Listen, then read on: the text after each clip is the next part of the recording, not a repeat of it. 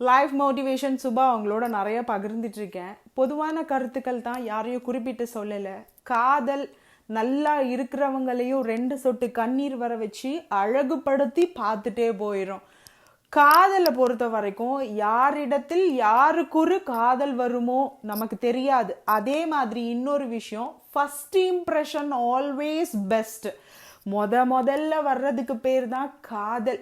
First time காதல் எல்லாருக்குமே வெற்றியை தருமா அப்படின்னா கிடையவே கிடையாது. மேக்சிமம் முதல் காதல் தோற்று போனவங்க தான் இங்கே லிஸ்ட்டு மெஜாரிட்டி பார்த்திங்கன்னா அதிகமாக இருப்பாங்க. இருந்தாலும் காதல் நம்மளை யாரையுமே விட்டு வைக்கல. யாருக்கிட்ட இருந்து தான் வருதுன்னு தெரியாது, அது பாட்டு தொப்பு கட்டின்னு உட்காந்துரும். அதுக்கப்புறம் கஷ்டப்படுறது யாரு? இருக்கும் பொழுதும் கஷ்டத்தை பார்க்குறோம், விட்டு போனதுக்கப்புறமும் கஷ்டம் பார்க்குறோம். எப்படி? நினைவுகளால்.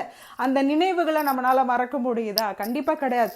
ஏதோ ஒரு விஷயம் எங்கேயோ ஒன்று பார்க்கும் பொழுது ஆட்டோமேட்டிக்லி டொயங்குன்னு இந்த நினைவுகள் நம்மளை திரும்ப திரும்ப டிஸ்டர்ப் பண்ணிக்கிட்டே இருக்கு.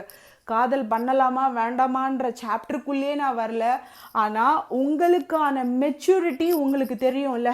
இது காதல், இப்போ ஒரு கெரியரில் இருக்கீங்க, கெரியரை சக்ஸஸ் பண்ணணுமா இல்லை காதல் வேணுமான்றது உங்களுக்கு தெரியும். ஒரு ஸ்டடீஸில் இருக்கீங்க, இப்போ படிப்பு முக்கியமா காதல் முக்கியமா, இதை டிசைட் பண்ண உங்களால் முடியும் இல்லையா?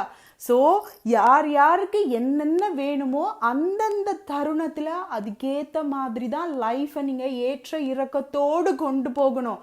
எனக்கு எல்லாமே வேணும்னா அது முடியவே முடியாது.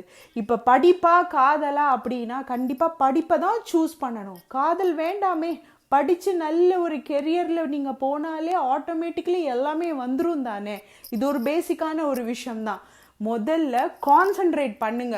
உங்களுக்கு என்ன வேணும், உங்களோட டார்கெட் என்ன, எது இருந்தால் வாழ்க்கையில் சந்தோஷம் கிடைக்கும், எது இருந்தால் வாழ்க்கையில் குடும்பத்தோடு ஹாப்பியாக இருக்கலாம், இந்த மாதிரி எக்கச்சக்கமான விஷயங்கள் இருக்குது. ஃபஸ்ட்டு அதை ஃபோக்கஸ் பண்ணுங்க. அதுக்கப்புறம் ஆட்டோமேட்டிக்லி எல்லாமே வந்துடும். புரிஞ்சிருக்கும்னு நினைக்கிறேன். இங்கே காதலே வேண்டான்னு நான் சொல்லலை. நீங்கள் எந்த நிலையில் இருக்கீங்கன்னு பார்த்ததுக்கப்புறம் காதல் வந்தது அப்படின்னா சந்தோஷமாக இருக்கும்னு தான் சொல்கிறேன். புரிஞ்சுக்கோங்க. சுபாக்கு சப்போர்ட் பண்ணுங்கள். பொதுவான கருத்து தான்.